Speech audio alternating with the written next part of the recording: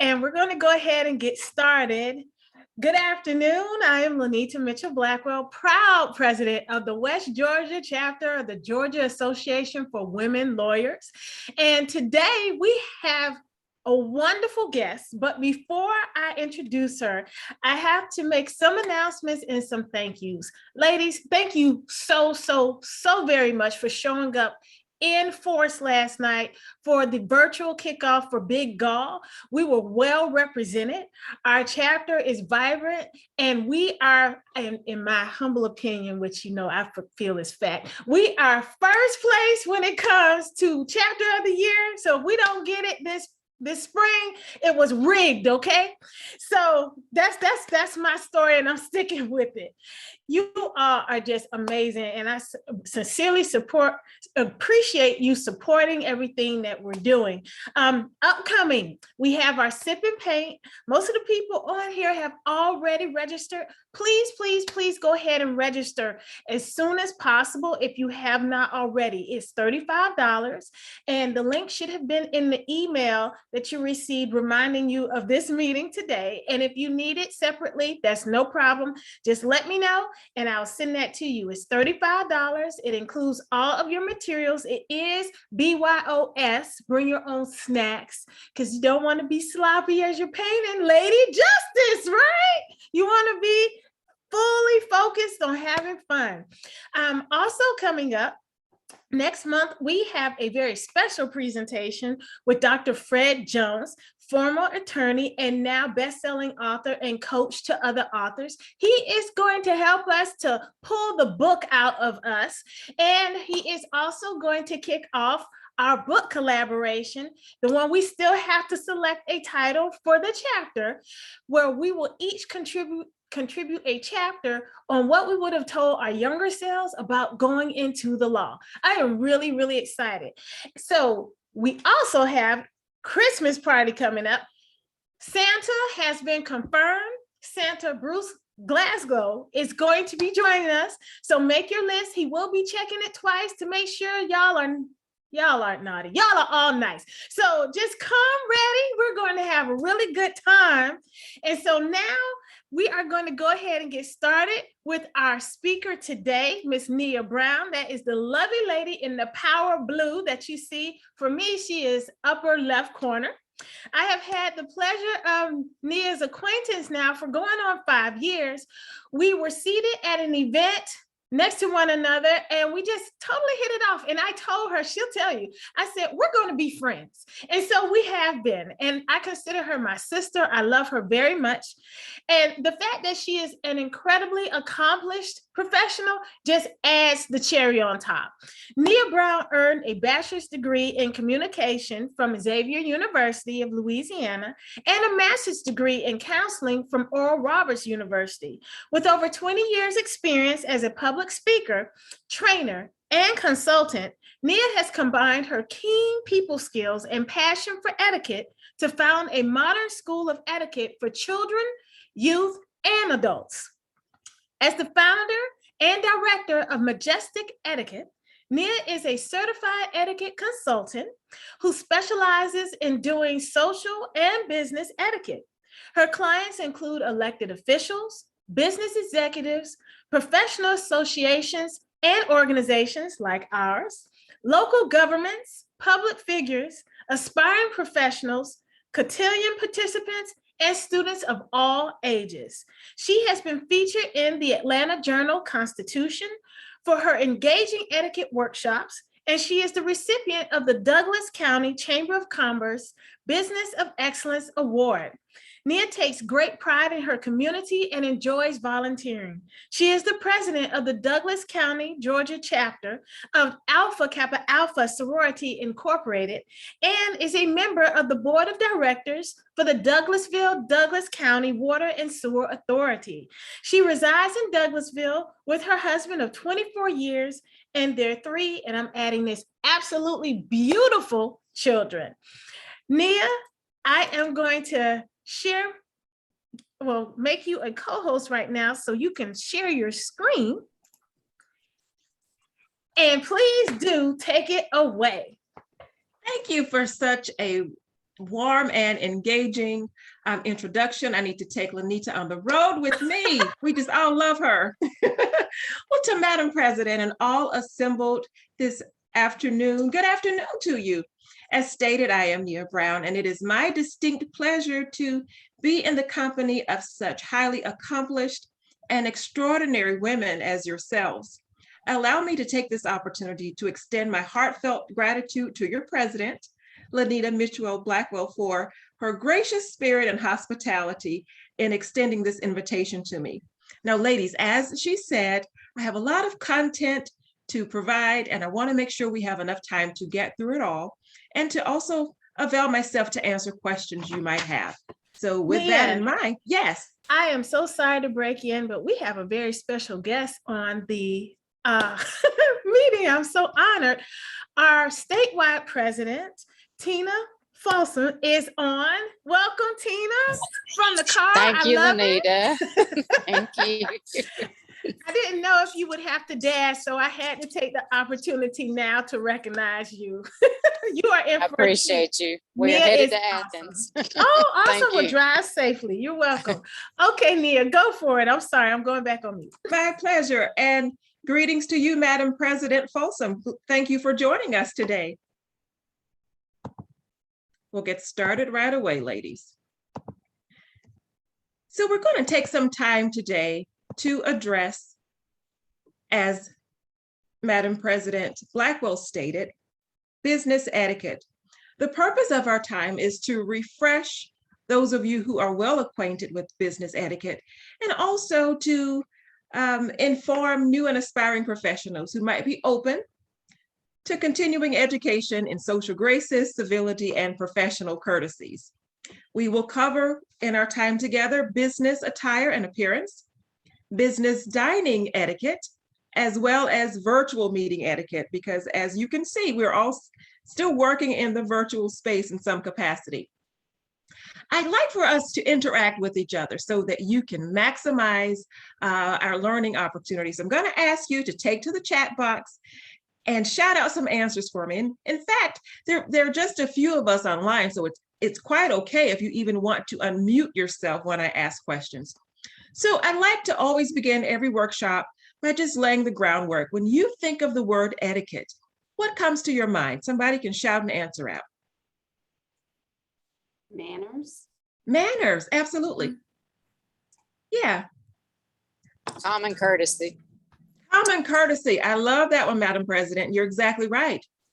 I have a picture of Maya Angelou on the screen because she stated, and many of us know it and quote it, people will forget what you said, people will forget what you did, but people will never forget how you make them feel.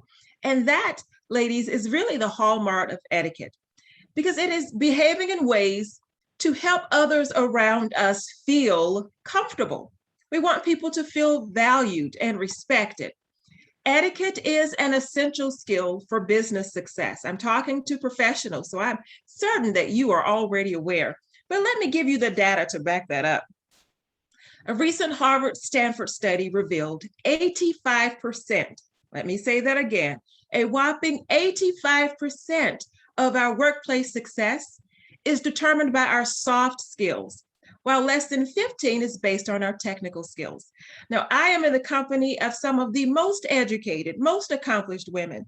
But ladies, I'm here to tell you, you can have, amazing credentials and education, but if you're lacking common courtesy, if you're lacking an ability to connect with others and help them feel comfortable, regrettably, it will create a ceiling with regard to your career advancement. We're going to spend time today just kind of unpacking the word excellence, because excellence is really in the details. Business executive and author Dr. Dorothy Buchanan Wilson put it this way: the minute you decide you want to be more than average, you are signing up to be excellent. So let's start by addressing excellence in our attire. Emily Post said, to make a pleasant and friendly impression is not only good manners, but it's equally good business. And here's why.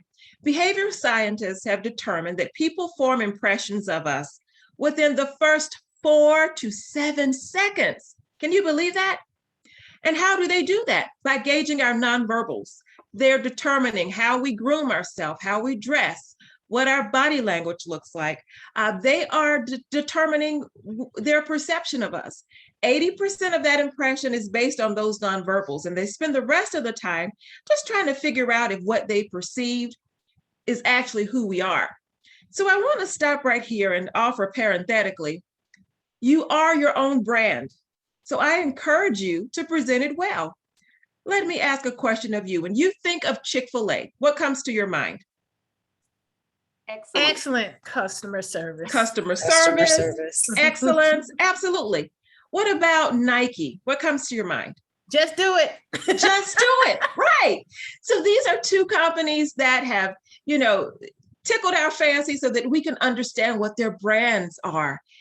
And ladies, I submit to you today, you are a brand.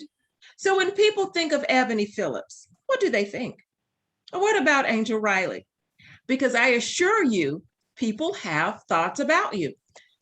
So even before you get dressed in the morning, if you are having an in-person meeting in any capacity, I want you to remember that your accessories also speak to your brand.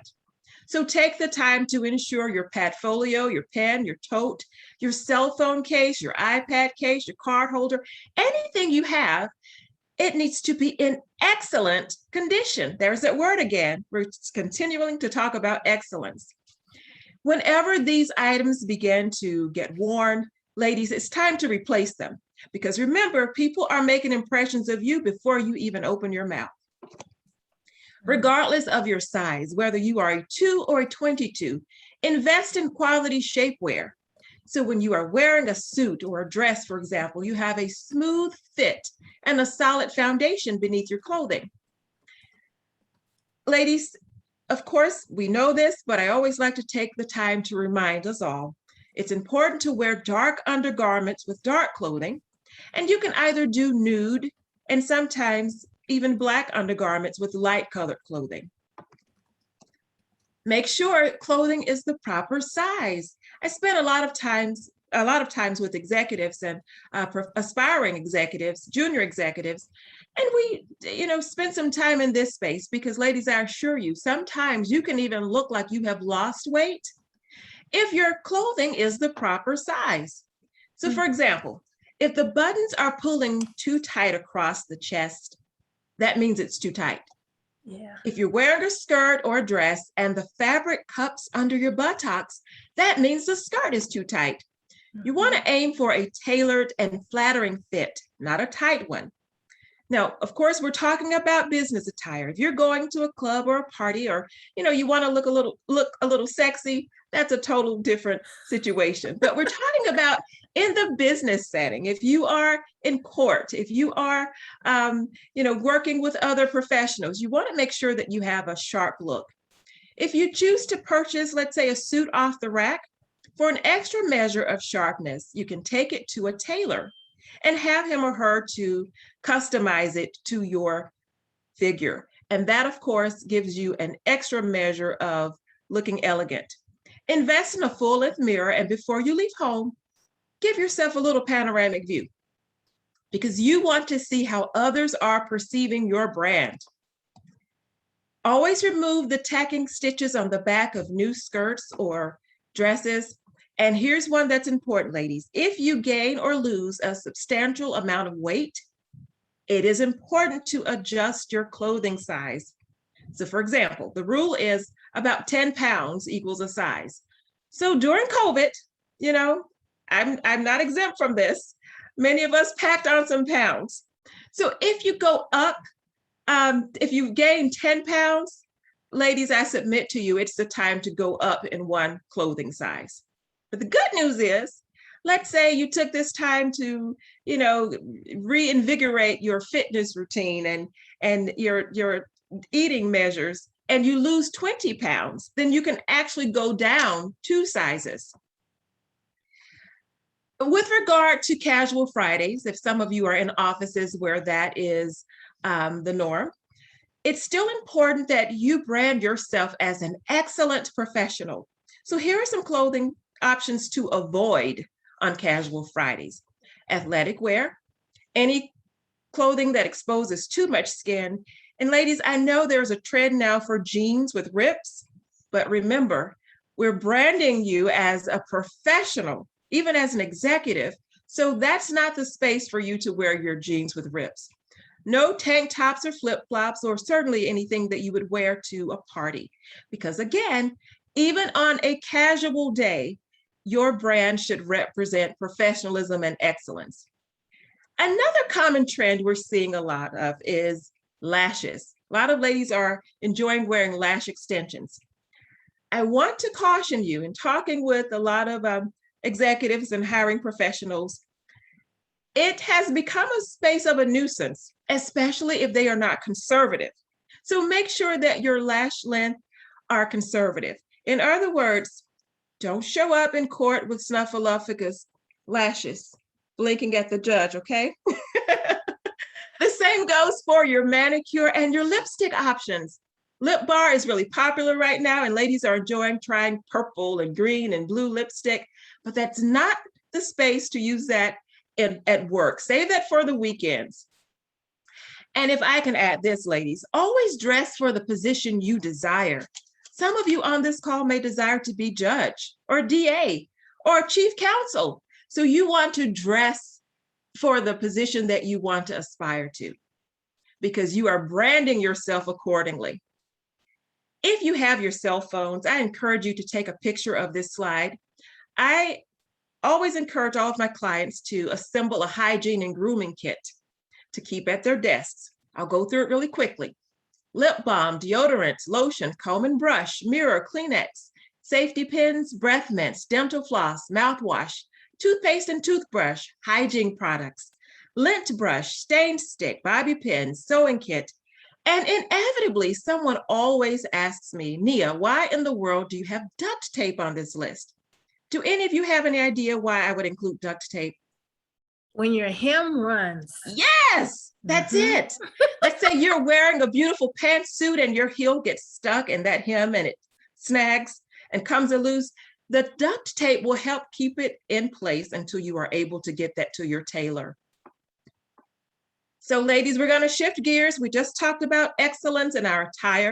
Now let's talk about excellence in dining.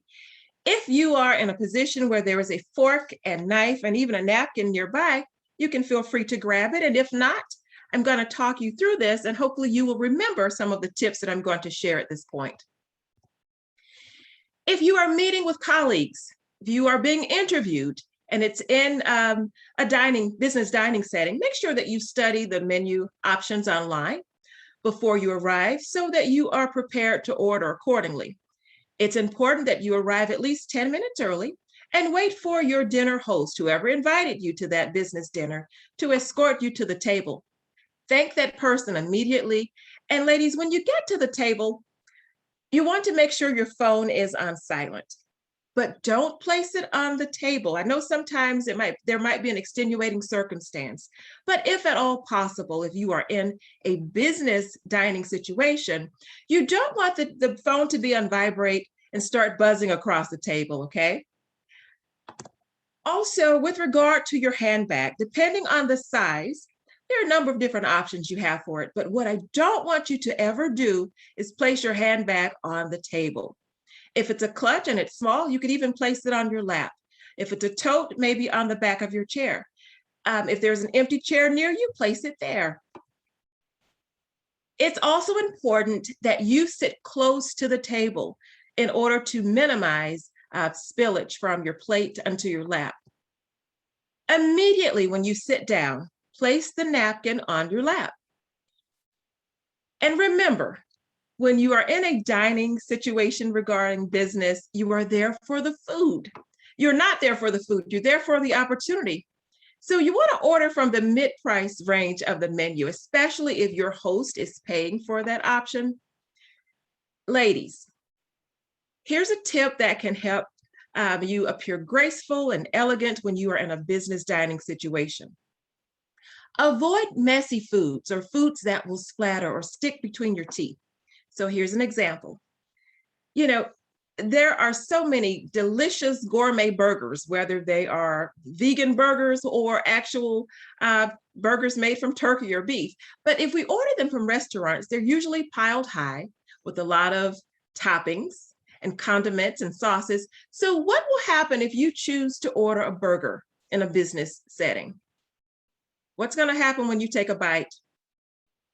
It's going to splash and ooze out all over the place. Absolutely, right. So you want to be graceful and elegant. Don't even give it an opportunity to do that. So I encourage you to choose options that you are able to control much better, such as a chicken cutlet or salmon or some sort of fish. If you are vegan or vegetarian, you can order a double portion of a house salad. Again, remember, you're looking at the menu in advance to give yourself a greater measure of control. Always keep your elbows close to your side and don't place them on the table. Here's an important rule to follow. Only begin dining when your host does. Follow the lead of your host. So if it's a group of you who are gathered for a meal, don't start eating until everyone's food has arrived. Now, here's an exception to that. Let's say someone in your group has ordered a pretty complicated dish and it comes out a bit later.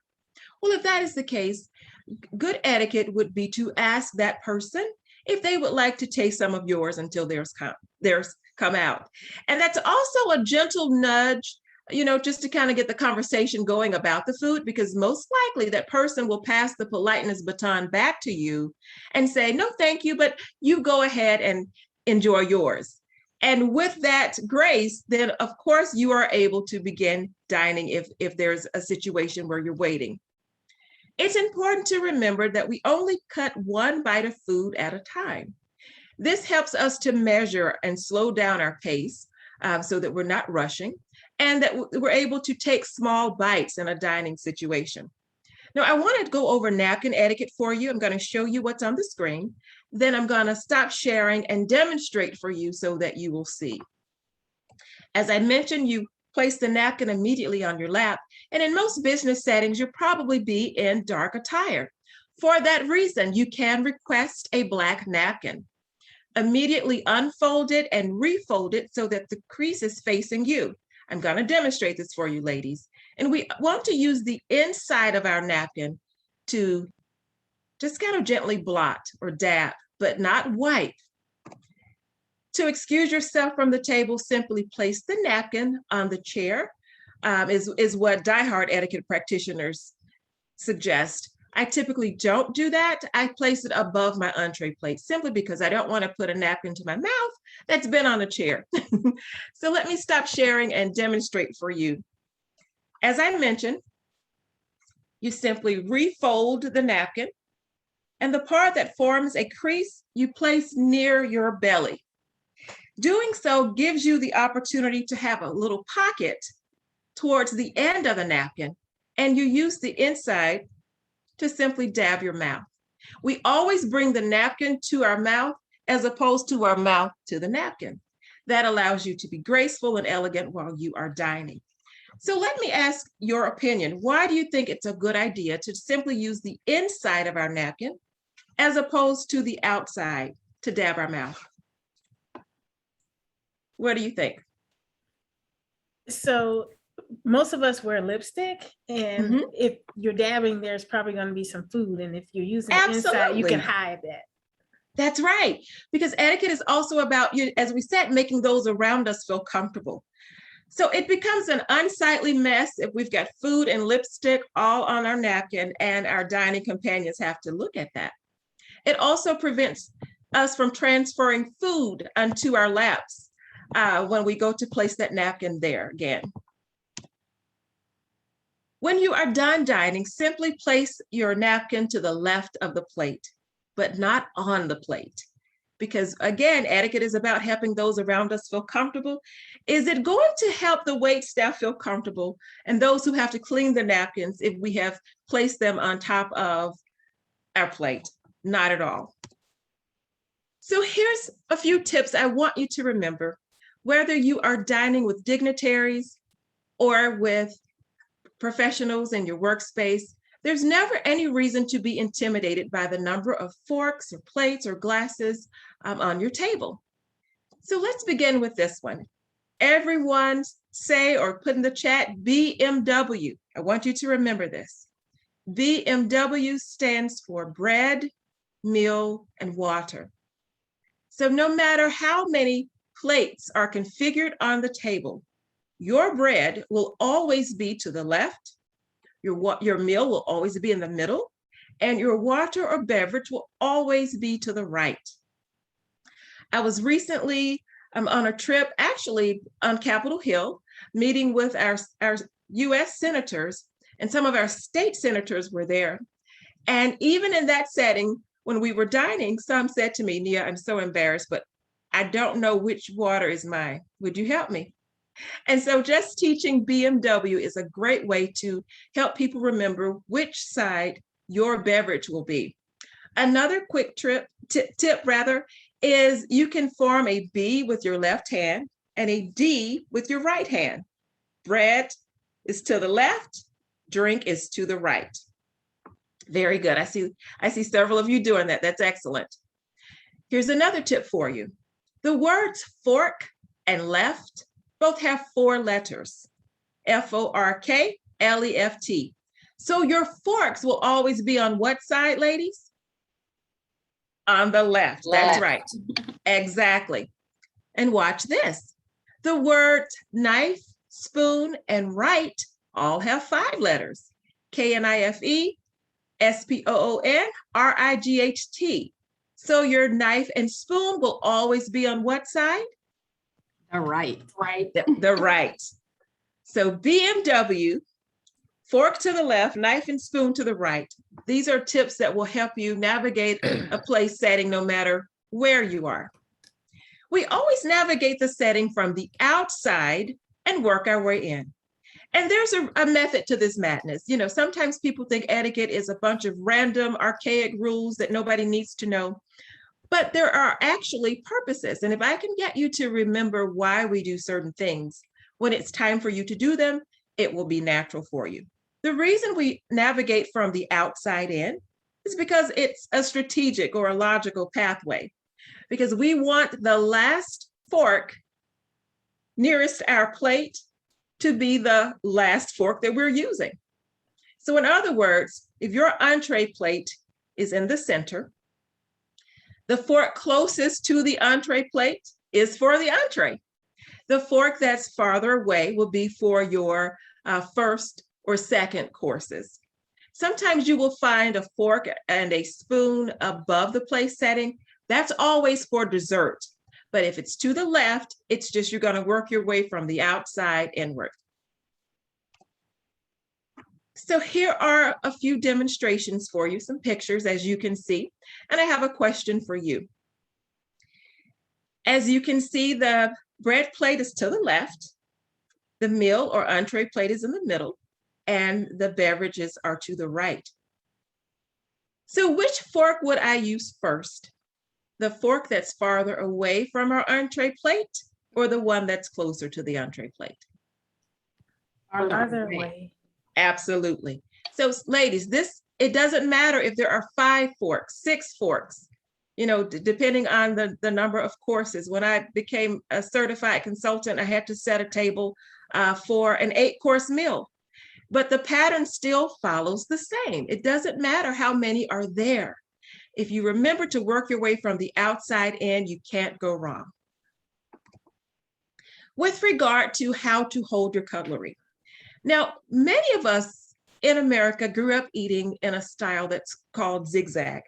That's where we cut with our dominant hand and we take the fork and zigzag it into our dominant hand and place the knife down on the plate. And then we simply place one hand in our lap and eat with our dominant hand. And of course, that's perfectly fine. But I want to offer you an alternative dining style that's called continental. And the reason it's called continental is because every continent, every country that uses forks and knives use this style of dining. It's actually a lot more graceful and it's easier once you get the hang of it. Again, I'm going to go through this for you methodically, and then I'll stop sharing the screen to demonstrate for you. So with the continental dining style, you place your flatware in the hands, wrap your fingers around the handles, and simply turn over your wrists. The knife remains in the right hand, whether you're right-handed or left-handed, and the fork remains in the left. This does not require you to switch hands because the fork remains in the left hand the entire time. It also prevents you from having to place your knife down after every bite, as you simply keep the knife in your right hand. It also allows you to maximize the knife's purpose by using it to gently push food onto your fork as needed. So allow me to demonstrate for you. Knife is in my right hand, fork is in the left. I simply place them in the palms of my hands, wrap my fingers around using my pointer fingers, and flip my wrist. Dining this way allows me to simply push down with my knife and dine with my fork in my left hand. As I am eating, I can place my wrists just kind of like in a resting position near the plate, but I don't have to put my knife down on my plate. Dine again. Now, ladies, if you are in a position, let's say you're interviewing or you're having an intense conversation or discussion, and you actually want to rest your utensils, let me show you what that looks like. In continental dining style, you just place them at the top of your plate, almost looking like a tent. And that's so that when it's time for you to pick those utensils back up again, they're right in place. When you are done dining, simply close that cutlery and place your napkin to the left. And if you're in a fine dining establishment, your wait staff know how to read these cues. They won't even ask you if you're done because they see the fork and knife closed and your napkin to the left. Yeah, I have a question about this. For the continental dining closed position, does it matter Yes. if the fork is utensils up or down? I have seen it both ways. Those who are pretty sticklers as etiquette professionals would tell you the tines would be faced down. And the rationale is just to keep it simple, because if you notice in the resting position, the tines are down. And this is why. I'm going to stop sharing so you can see. Because remember, when you're dining, the tines are down. Unless, of course, let's say you're eating peas and you want to use your knife to push them onto the fork, then you can dine with the tines up. But for the most part, tines are down. And that's the reason why you place it down on your plate, so that when it's time to pick them back up, it's a seamless transition. It's graceful. Thank you for the question. And I am at your disposal to answer additional questions that you have. So please keep them coming. So ladies, I want to get through this pretty quickly because I know we're getting short on time, but let's talk about some particulars. Regarding bread etiquette, place one roll on your bread plate. Remember, your bread plate is always to the left, and a small amount of butter to that plate. Never spread butter on the entire roll all at once. Instead, you can break the bread in half and then tear smaller pieces, and you simply butter one morsel at a time. Now, I know that seems a bit laborious and tedious, but again, there's a purpose for this. What do you think will happen if you place butter on your entire roll, and then you go and put the roll up to your mouth? What's going to happen around your mouth? That's right. You're going to have a butter ring around your mouth. And you can even get a lot of butter on your fingers. And then when it's time for you to use your napkin's a mess. You could potentially put it on your lap. So we want to avoid that. To demonstrate dining refinement, we keep our gestures controlled and minimal. So in other words, ladies, when you are cutting your, let's say, chicken cutlet, you simply press the knife down. You don't want to saw back and forth vigorously, okay? It's a smooth and graceful movement. You pierce with the fork, press down with the knife. Remember, posture matters. It's important. So as with the napkin, bring the food to your mouth. not your mouth to the food. In other words, don't hover over your plate. But remember, you're sitting close to the table so that you can have a measure of control. And you're simply going to bring the food directly to your mouth, not hovering. Very quickly, I want to go over what I call my list of Nia's 9 nevers. Never reach across the table. Always ask someone to pass items to you. Never chew with your mouth open or make smacking sounds. Wait until you are done chewing before you begin talking. And ladies, if you're taking small bites of food, this does not become awkward. It's usually an awkward silence if someone asks a question of you and you have a lot of food in your mouth. But remember, we're talking about business dining. So you're just taking small bites so that you, again, you're there for the business opportunity, not the food. Never pick up flatware that you've dropped to the floor. If you are exercising great etiquette skills, you're going to be gracious and kind to your wait staff. They are going to want to come near you and ask if things are okay. You can simply make eye contact with them, letting them know that you need more flatware. Never place flatware back on the table once you have used them. Remember, we're going to place them in resting position on your plate, not on the table. Never use a toothpick at a table, ladies. If food becomes lodged between your teeth, you can try loosening it with your tongue or taking a sip of water. And if that doesn't work, simply excuse yourself to the restroom and dislodge it. Never groom yourself or apply lipstick at the table in a business setting. Again, you simply want to excuse yourself to the restroom. And here's one that's important. Never become a drama queen, ladies. You know, if there's some issue with your food, if you are able to salvage through it, just push forward. You only really want to return your food unless it's just completely inedible. Again, in a business situation, you don't want to embarrass your host. So you want to be discreet if you are asking for an additional item or if there's some manner that is needing to be addressed about your meal.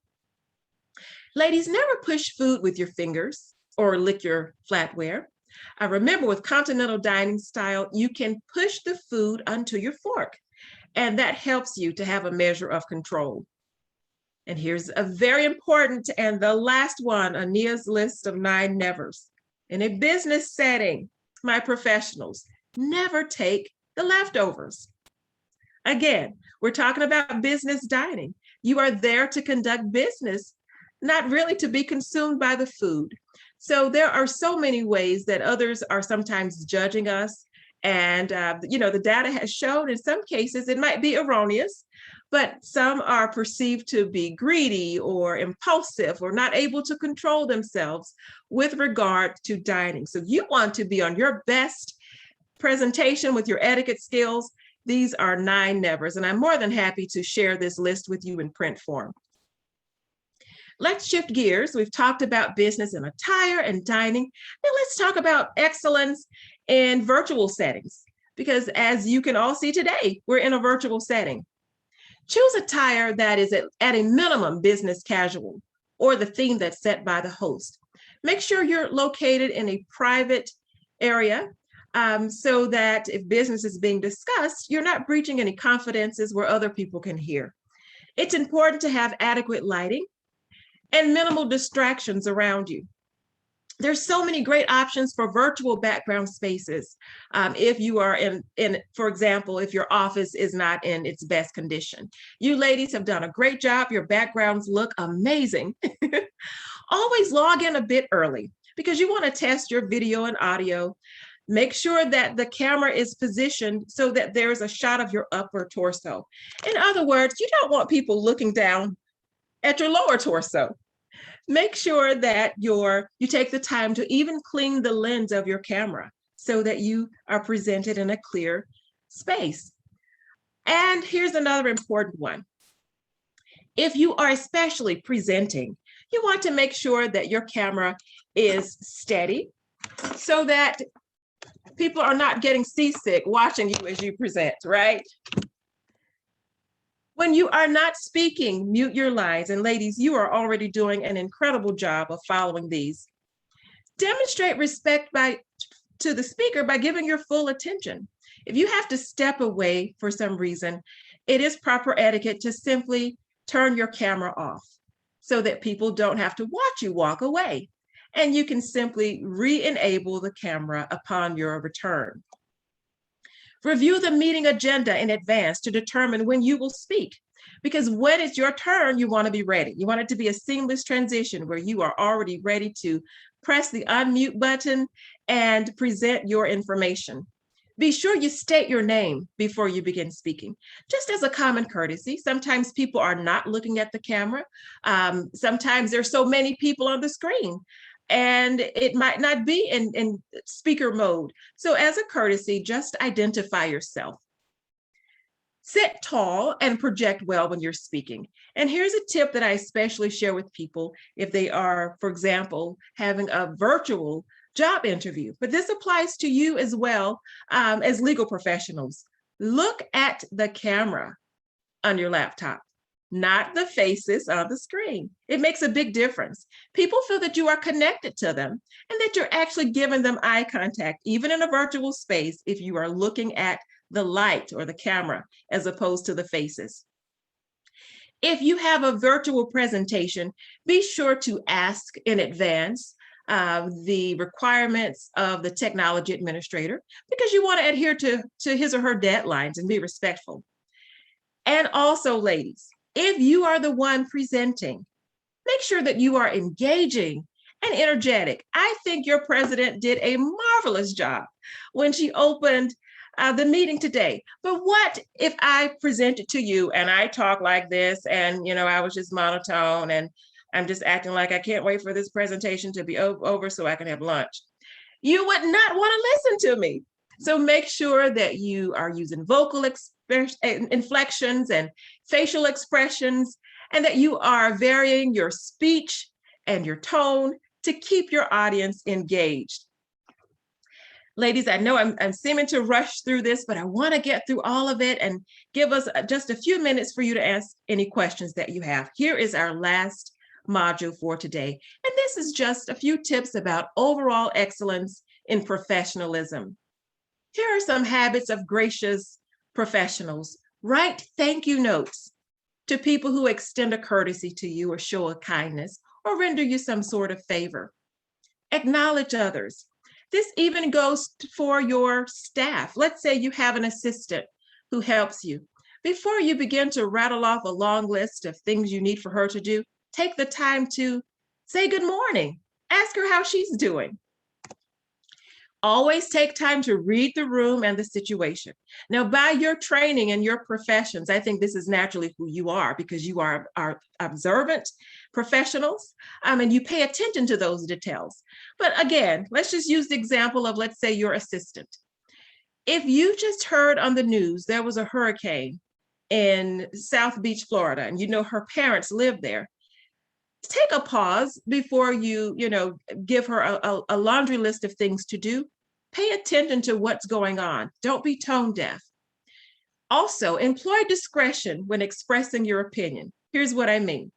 There is a time when something should be said, a time when it should be said, but not necessarily by you, and a time when you should actually say nothing at all. The sooner you learn the difference, the better your life and your career will be.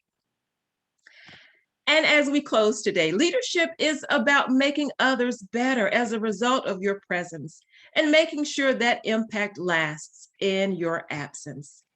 It has been my absolute pleasure to share this information with you today. Here is my contact information with my phone number and email address.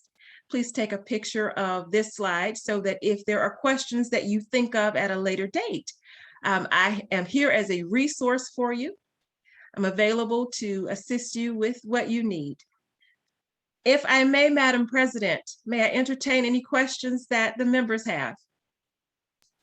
Absolutely. But before you do, is Nia not amazing? Oh my gosh, please, yes. Thank you. it is always good to get a refresher on some things, correction on others, because Right. some things I was doing wrong, and then to learn new things. So yes, please dive in. Please ask Nia your questions because your president was eating the wrong way, and I'm not the one to look to on these things. Okay. I have a question with regard to table etiquette. Yes. I was always taught, and maybe it's just a different style. I don't know the names of any of that stuff. That's not my lane, but I was always taught that you cross your knife and fork when you're done. And I've done that at a number of events. And when I do it, the wait staff just always comes to take my plate. Is that a different style altogether? Or is that supposed to be informal or? Absolutely. That is a different style, and it's perfectly fine that you do that.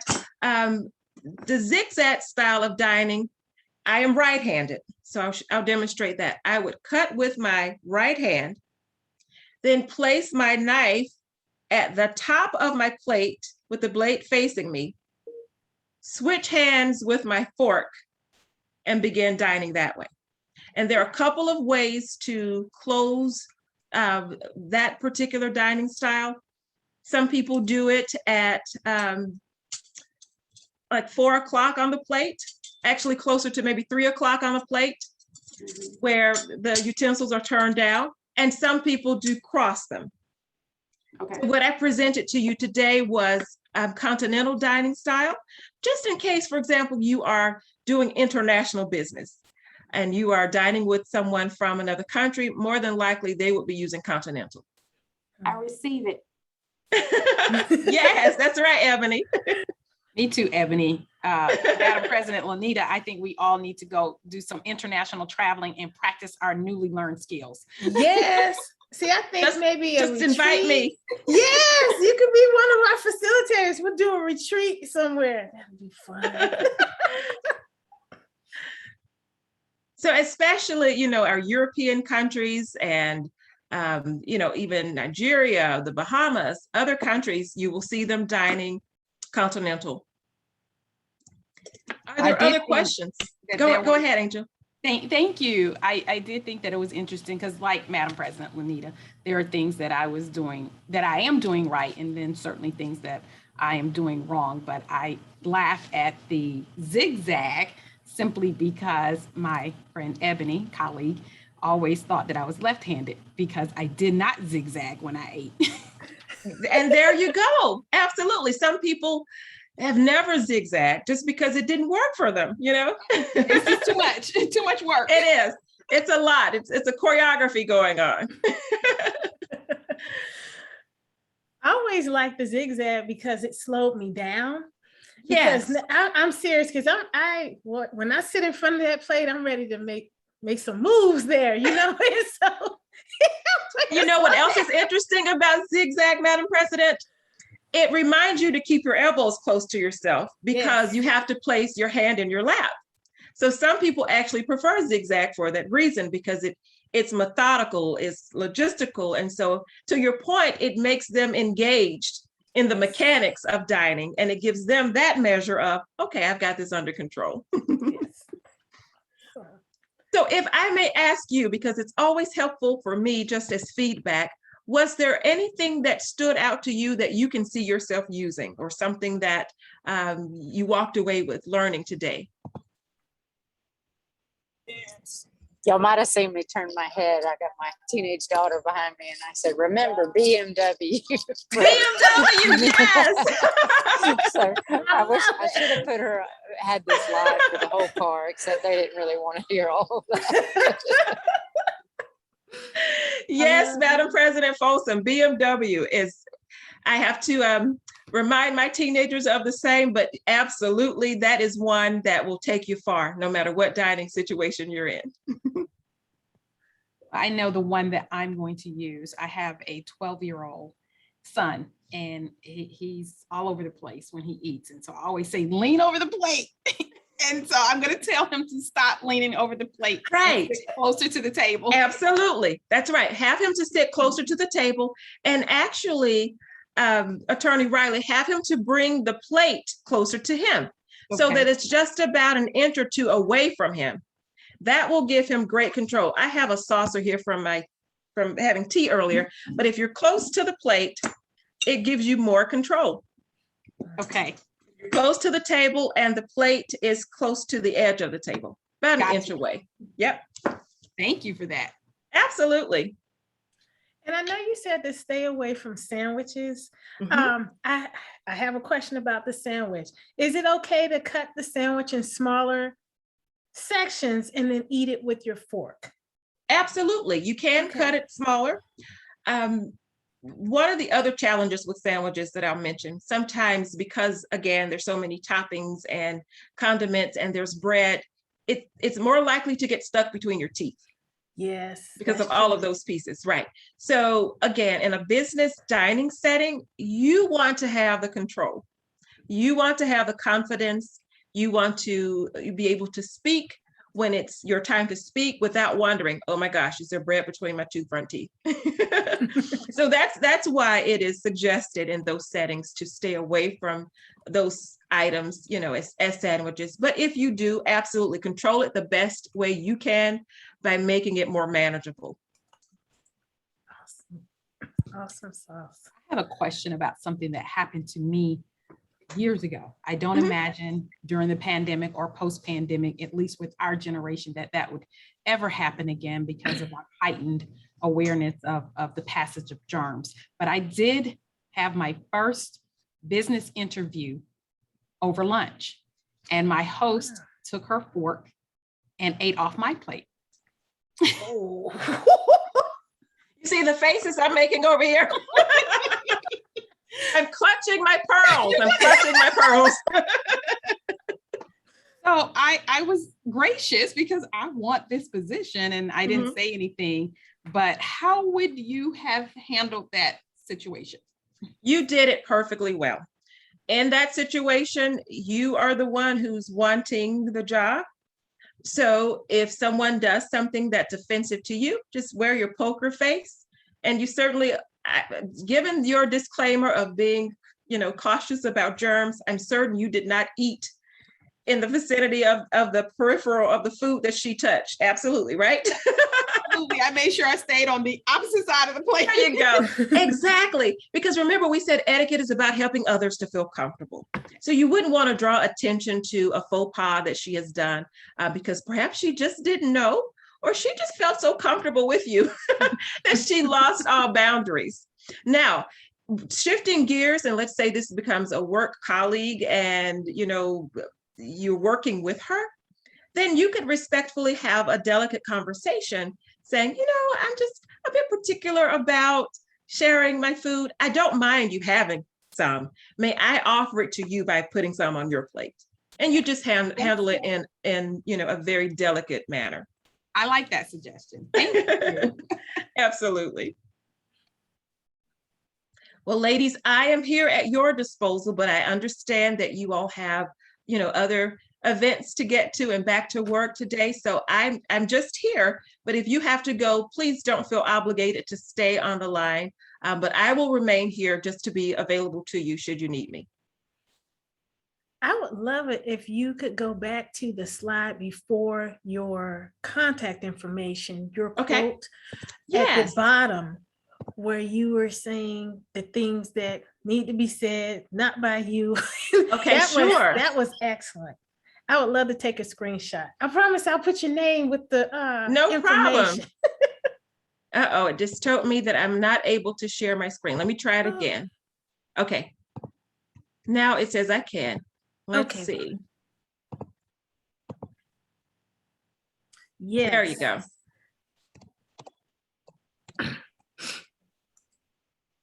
Perfect. Because that quote, I think, can serve you in every area of your life. whether it's Absolutely. business, personal, whatever. Thank you. Yes. And sometimes as professional women, especially, you as attorneys, your very profession, what you do is share your thoughts, articulate your ideas. And so it becomes very easy for you to be assertive. You have no short supply of confidence with asserting your opinions. But the truth is, for all of us, sometimes it is better served that we allow someone else share those opinions. And we know when to play that card. Yeah. In other words, that we don't fight every battle, because doing that brands us as combative or confrontational. And we're not sometimes able to make the inroads with progressing our relationships when people begin to see us like, oh boy, here she goes again. What is it now? That's true. That is so true. Nia, thank you so much. You were incredible. Thank you, thank you, thank you. I just want to remind everyone of our upcoming events, Sip and Paint next Friday. If you've not registered, please do. We're going to have a really good time, and have a fabulous weekend. Stay safe. You know, there are a lot of people still running around here trying to put their hands all over you. Don't let them. Okay, I love y'all. Take care. Have a great, great week. Thank y'all. Thank you, Tina. I'm so glad you were able to make it, and drive safely, please. Thank you all again. Thank you, Madam President.